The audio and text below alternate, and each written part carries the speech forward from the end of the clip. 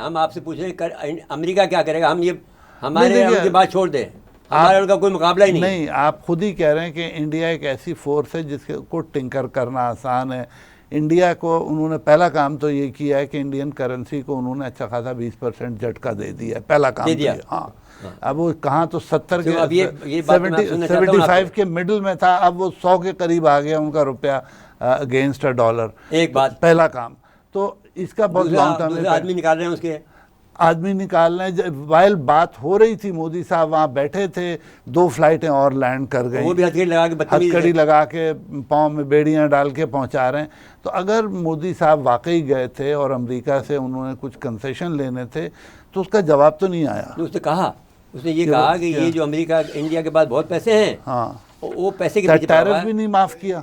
उनके कैबिनेट में Indians appoint हो रहे हैं, हाँ, की पोजीशंस पर इंडियंस आ रहे हैं। भाई ठीक है, अब अगर उसमें कुछ लोग उन्होंने वापस भेजे हैं तो वो इतनी बड़ी माना नहीं रखता। नहीं देखिए, नहीं तो वो इंडिया तो अमेरिका है, वो तो अमेरिका इंडिया हो तो क्या होगा। इंडियन डायस्पोरा की तादाद अमेरिका में बढ़ रही है, तो इसीलिए तो बैलेंस करना चाहते हैं, इसीलिए तो निकालना चाहते हैं। हाँ। वो तो एक जो उन लोगों के खिलाफ एक्शन ले रहे हैं जो कि गैर कानूनी तौर पर वहाँ पे बसे हुए हैं। भाई वो तो गैर कानूनी, उस पे सवाल हुआ, एक वहाँ पे सर्वे हुआ कि आपको कानूनी इंडियन चाहिए या गैर कानूनी आपको मैक्सिकन चाहिए। उन्होंने कहा साहब मैक्सिकन चाहिए।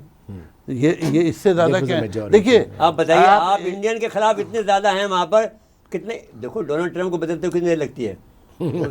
सुबह उठेगा, वो कहा अपने बनाए हुए जर्नल को, मेरे को थप्पड़ मार दिया था, मेरे तो समझ में ये बात आई है। उसने अपने बनाए हुए जर्नल को फायर कर दिया जिसको ये खुद अपॉइंट किया था। नहीं, अभी वो रोज फायर करेगा।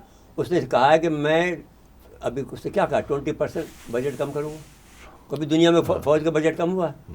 वो तो ये मारा खुद जाएगा।